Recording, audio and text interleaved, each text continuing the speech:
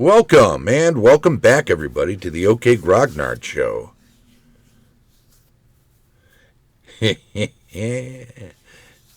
Today is Wednesday, July 10th, 2024, 10 a.m. Central or thereabouts, in beautiful Lake Geneva, Wisconsin. And today we're going to talk about a section of the first edition AD&D Advanced Dungeons & Dragons Dungeon Master's Guide about progression on the combat tables, which some folks mistakenly think of as what became eventually THACO, commonly known as. But yeah, we've moved ourselves over to Wednesday. I'm afraid the green screen's a little messed up. I needed to make some adjustments to it, and it isn't perfection. You can see it popping in and out in the back, which is a shame, but we'll try to get that fixed up a little better for the next show. I already took too much time this morning trying to get that up and running again the way it used to be. So crisp, so fine, so beautiful. Maybe it has to do with the fact that I'm wearing a white shirt that is for the Wizard of Lake Geneva 50th anniversary of Dungeons & Dragons, the exhibit at the Geneva Lake Museum, which people should go see. And by the way, while you're there, grab yourself a copy of Sonia Ockright's The Sanitariums of Lake Geneva. It's a nice little book detailing some of the history of the area and the sanitariums. If you're familiar with some of the things Gary may have said over the years back in the day about the sanitariums and exploring them as a youth, then you have some idea what they're talking about. But absolutely, I'm already starting into it and enjoying it. I just received a copy a couple weeks ago, and it's my current read, so I'll finish it soon, and I'll discuss it more a little later in the month. By the way, EGG Con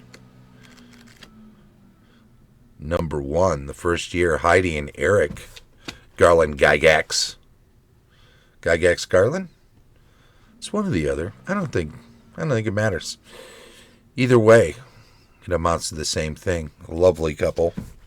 And Heidi is, of course, Gary's, one of Gary's daughters, and they're running a convention here in town. It's a small convention. I don't think it'll ever be a huge convention because it takes place over his birthday weekend, his birthday being the 27th of July. And, summertime in Lake Geneva, it's already very crowded. So the idea that it could get any more crowded or a convention could be any bigger in the summertime, I don't think that's in the cards. You'd have to push everything else that, this is a town that goes from 7,000, 8,000 in the winter to 32,000, 35,000 in the summertime. Yeah, Mike, thanks for coming in. Thanks, Henry, for stopping in. A work from home day for Henry. Good for you. Mike says, I'm still used to the Monday schedule. I'm behind on the times. No, we just started. This is the first Wednesday. I just had the month of June off, and that filtered into the July 4th week, and I decided, why would I start it back up on the July 4th week? Everybody's going to be busy with stuff anyway, and I will end up being busy with stuff too. In any event, the idea that we took the hiatus, which I often take as July off, and decided to take it in June instead, since there's stuff going on in July in Lake Geneva now. like that convention I just mentioned. I figured better do that. So let's plow through this. Let's talk about this. Progression on the combat tables. Do I have a... Oh, yeah, there it is. Look at that. I should put my face behind all of that, huh? Yeah, let's do that. We don't need to see me. We need to see this section. Progression on the combat tables. A quick glance at the progression of numbers on the combat tables will reveal that 20 is repeated.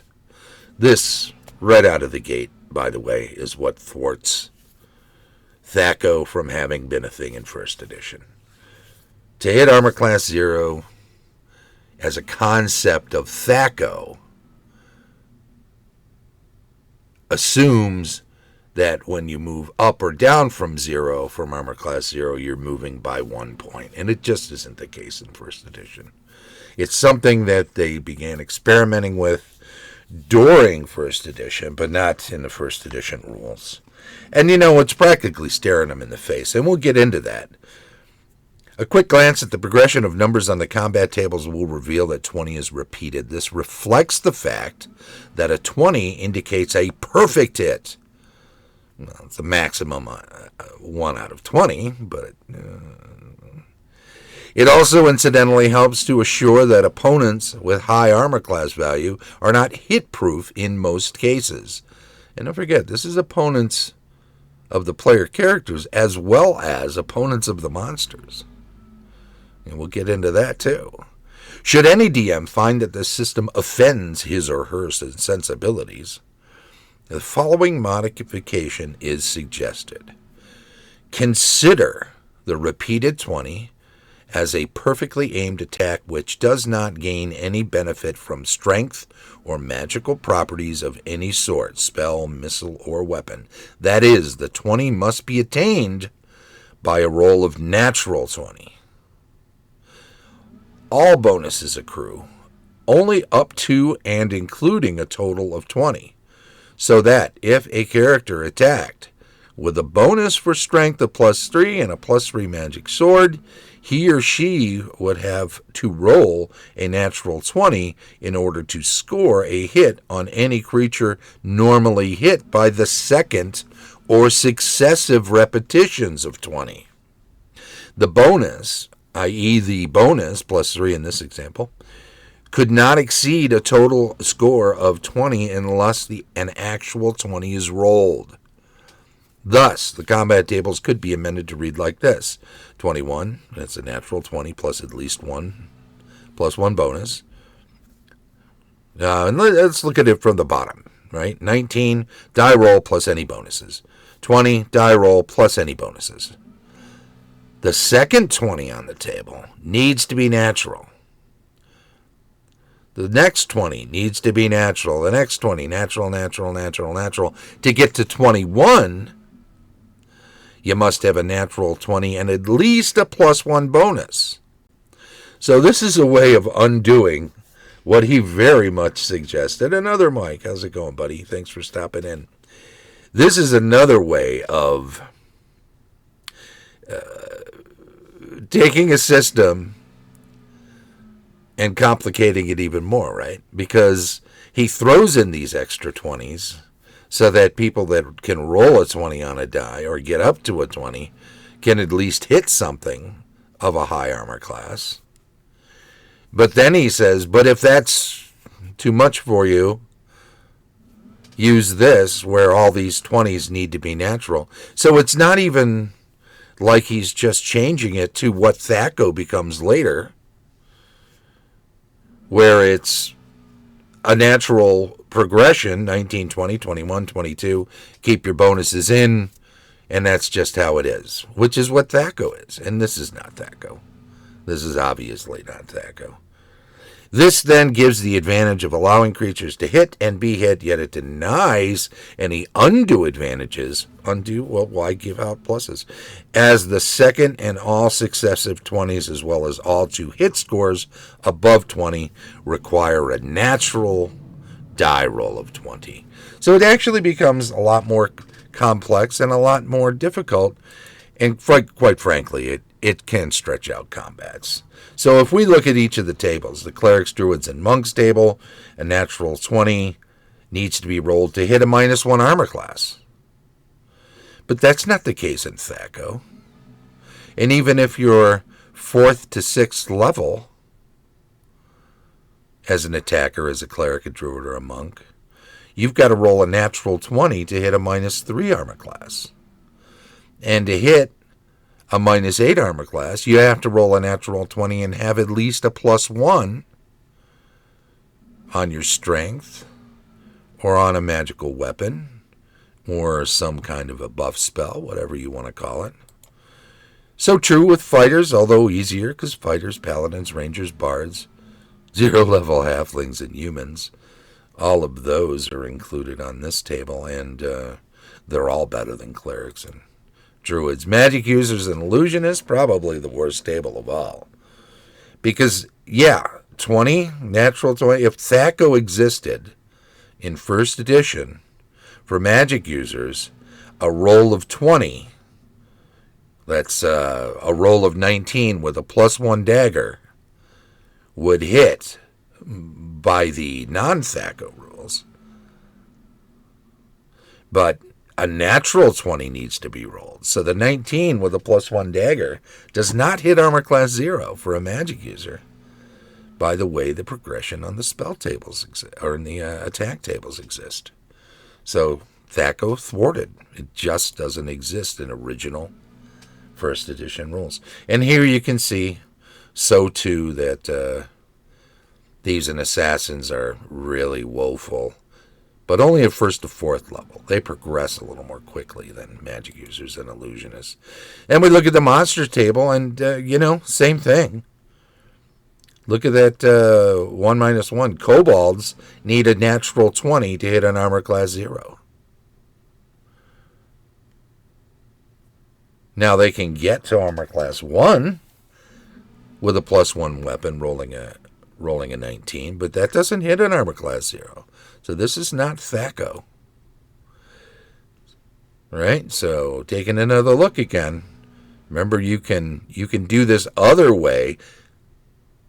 If that requiring natural 20s, and some would say bestowing the possibility of hitting with a natural 20 when you don't have a high strength or a magical bonus. But even if you do this other way that they suggest as an alternative in the second half of this section, still not THAC0. Sure, on the Appendix E, alphabetical recapitulation of monsters, there is a column that says to hit AC 0. And true enough, if you look on the tables, that's the number that hits AC 0 for these creatures with their particular number of hit dice.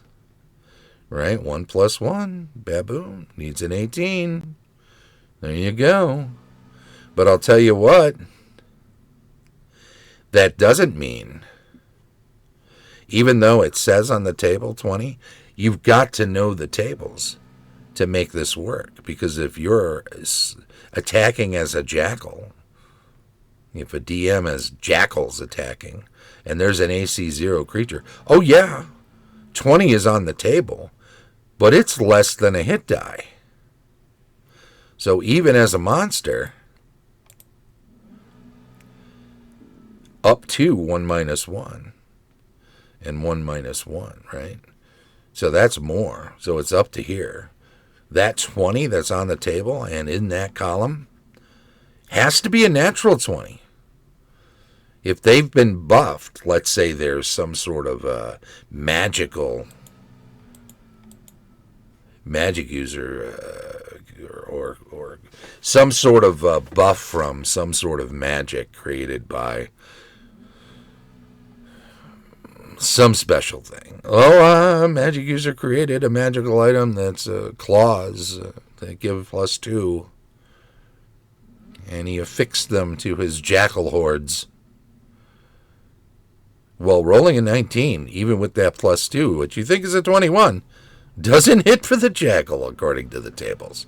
So even though it says to hit AC 0 back here, that is just to say this is the number that's transposed from the combat tables, that doesn't mean that it automatically hits. So too the kobold, which is a half. Unless they're carrying magical weapons,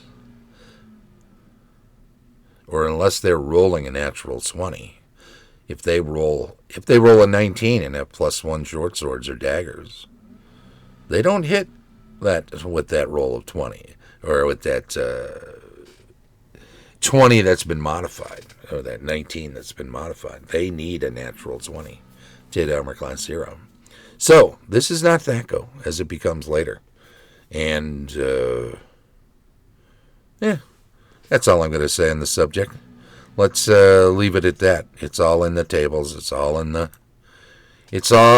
the actual understanding of what all of that means. If it were true that THAC0 were in first edition, none of that would need explanation.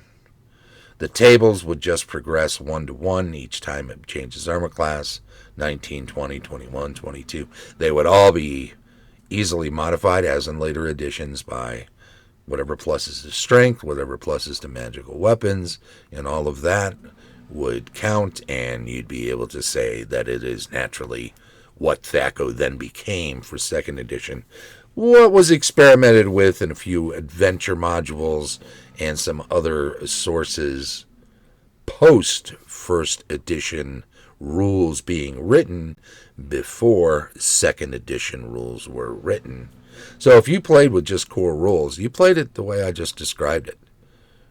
Until second edition rules came out and you exchanged your first edition books, put them on the shelf, and started using second edition books, you didn't really know anything about the idea of what THAC0 became. So that's just the way it is. And no stuff written post the writing of the first 3 core books in first edition were forced upon any game or any campaign. They were all optional. Anything from Unearthed Arcana, anything from the Dragon, anything that was included in an adventure module that was some change from the rules in the first 3 core rules, all optional. Nothing was, this is how first edition is. There wasn't a 1.5. There wasn't a 1.75. None of that silliness. So keep all that in mind. And with all of that, I'm going to say that we're going to put this one to bed. We'll try to fix the green screen before next week. We've got some things coming up. We'll discuss more the what's going on at the EGG Con that weekend, that last weekend of July. And we'll cast about for some other interesting things too. That's about it. Thank you very much. Thanks for propping into the chat over there. It's very much appreciated. I missed you guys. I know you missed me too, or you wouldn't be here. So thank you very much. And we will say, let's turn this back on. This has been the OK Grognard Show. We have it's come back, but we've come back on Wednesdays rather than Mondays. That's what I want to mention. So going forward, we'll be on Wednesday at 10 a.m. Central, and that's when we'll do our shows. Don't forget, the show streams live I forgot to change this one. Each Wednesday at 10 a.m. Central. Then it's archived on YouTube. Like, subscribe, thumbs up, all of that cool stuff. See, I didn't do all my admin. That's how that goes. Thanks to our Patreon supporters, too, by the way. The link is provided in the show notes. And by the way, there's a 0-level supporter thing. If you just want to hop over there and $0 support on Patreon, just to let people know that you're part of the support, even if you don't have regular funds to throw at me. I don't need them. I mean, I love them. If you can send them, I appreciate it. I'll use them. I'll usually use them on supporting other Patreon things. So, it all gets around to the right people. But the Patreon supporters currently that I want to thank are Tom Tullis of Fat Dragon Games, Carlos Lysing of Castle Entertainment, Heath Varnden of the Andy&D 20, Dave O'Brien Oops, not going to say Four Quacks Games anymore. I'm going to have to take that change too, because he made an adjustment, and he's doing it another way now. But thank you to Dave O'Brien for sure. And, as always, Shane Bradley, DM Extraordinaire. Thank you so, so much. This has been the OK Grognard Show from beautiful Lake Geneva, Wisconsin. Bye-bye.